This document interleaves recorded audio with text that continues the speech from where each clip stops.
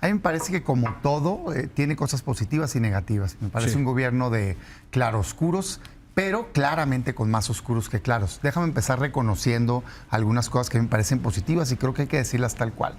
Sin duda su gran acierto, el combate a la pobreza, ¿no? Dice Coneval que 5 millones de personas, el último dato publicado, hay otros datos también, sacadas de pobreza, me parece muy bien y creo que eso principalmente tiene que ver con ingreso y marcadamente los programas sociales han ayudado.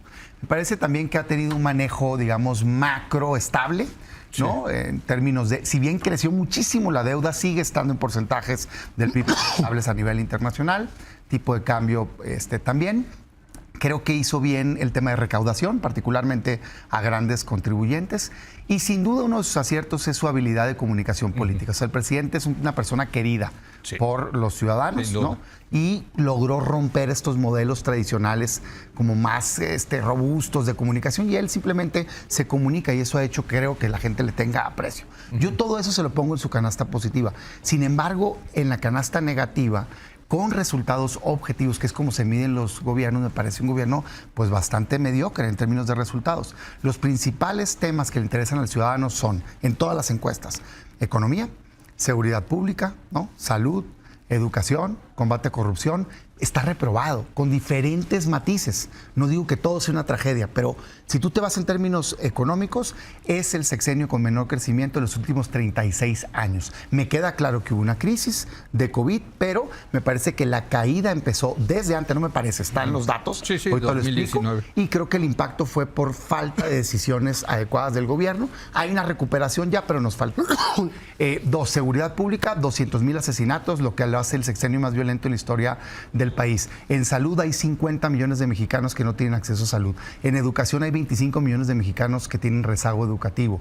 En corrupción, la verdad, las cosas que seguimos viendo escándalos. Ahí está Segalmex, 80% de los contratos son por adjudicación directa. Entonces, no veo esos cambios positivos y sí veo un perjuicio para el ciudadano. Yo, si lo pudiera resumir, lo resumiría en una oportunidad perdida del presidente, porque tuvo todo. Tuvo las mayorías para construir, siempre incluso antes de hacer las partes, porque siempre las logró. Tuvo una oposición que respaldó, por ejemplo, la Guardia Nacional Civil y demás que hubieran querido otros, y al final desaprovechó esa oportunidad histórica y no hizo el cambio que México merecía. Lo quiero poner sobre la mesa. Hay toda una discusión de si esta fue una presidencia histórica. Y si lo fue para bien o para mal. Yo creo que es un muy buen tema a debatir, ¿no te parece? A ver, mira, sin duda yo creo que no lo es en la magnitud que ellos creen. A mí me parece que tienen el ego muy grande para autollamarse, porque nadie los llamó así, cuarta transformación, imagínate. O sea, quererte comparar que la independencia, la reforma, la revolución y yo. Ah, caray, pues bájale 2 rayitas. Yo diría, pues vamos a ver tus datos. O sea, sí, en términos de popularidad, sin duda, completamente. Nada más que cualquier encuesta te dice que la gente eso se lo atribuye a las características personalísimas de él, que le reconocen su perseverancia, su lucha por tantos años, su manera de comunicarse, creen que rompió el modelo. Y, está bien, sí tiene un liderazgo político muy importante, pero para mí los gobiernos son para darle mejor calidad de vida a la gente y eso no pasó, salvo en contados temas. Decía, yo reconozco lo de la pobreza y en efecto es por crecimiento del ingreso, tanto laboral como las transferencias.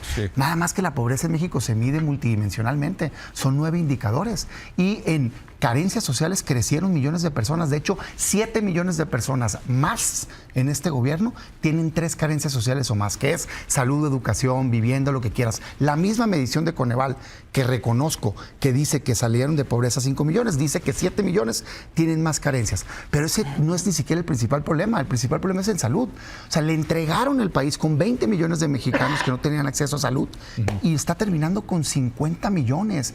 43 millones de mexicanos fueron a pedir una consulta y no la recibieron. Hay 43 millones de consultas menos. 1 de cada 4 niños menores de 1 año. Pero entonces no te convence de que esta fue una presidencia histórica. No, para que nada. Cambió algo en el país.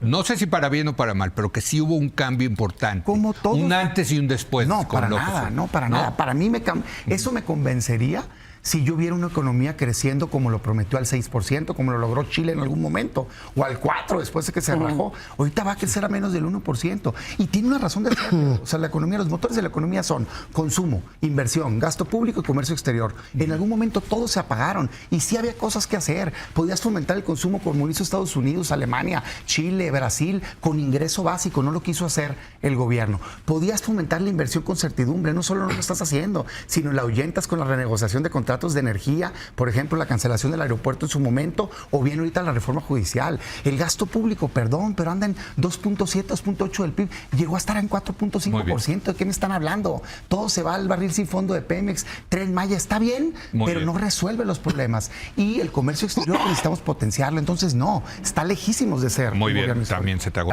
Damián. Me llama mucho la atención cómo hacen sus narrativas.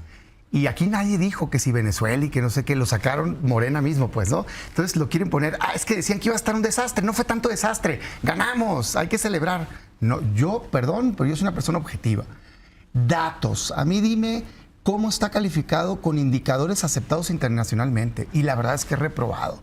O sea, en economía, repito, menos del 1%, lo lamento que les moleste. De no promedio, va de Producto Interno Bruto. Fueron 5 puntos. Otros países crecieron más, se levantaron al año siguiente del COVID, Estados Unidos, ejemplo. O sea, sí había oportunidad con esta circunstancia y no se hizo la tarea.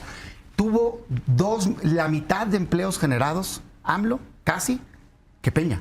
Nomás para... y mira que no soy fan de Peña. No. Tuvo él más de 4 millones. Aquí andas en 2 Estamos y pico. igual que Japón. No, a ver, millones de empleos. Japón. Es un dato duro, perdón, te lo informo. Hay 11.2 personas que están en una de 3 condiciones. O subocupadas, que trabajan menos horas al día o menos días a la semana de lo que necesitan, o disponibles para trabajar, o de plano que no tienen trabajo. Es decir, pues claro que tenemos un problema. Creció la pobreza extrema, por cierto. Ya hablé del tema de salud, 50 millones que no tienen acceso a ello.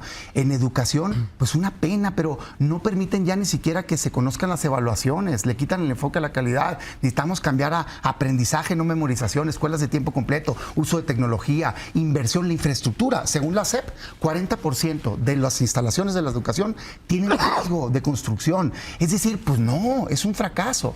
Pero quizá lo más grave es que creo que el presidente se traicionó a sí mismo en algunos temas.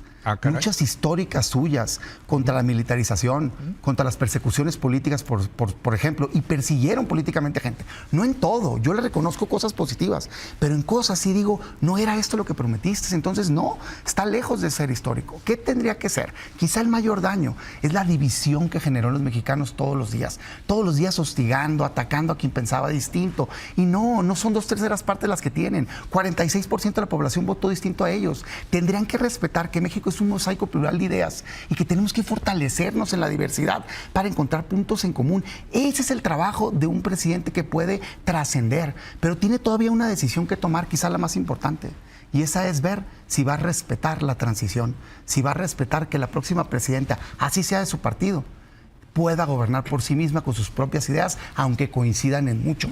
Esa decisión y ese daño todavía está por ver si lo va a hacer o no lo va a hacer a México.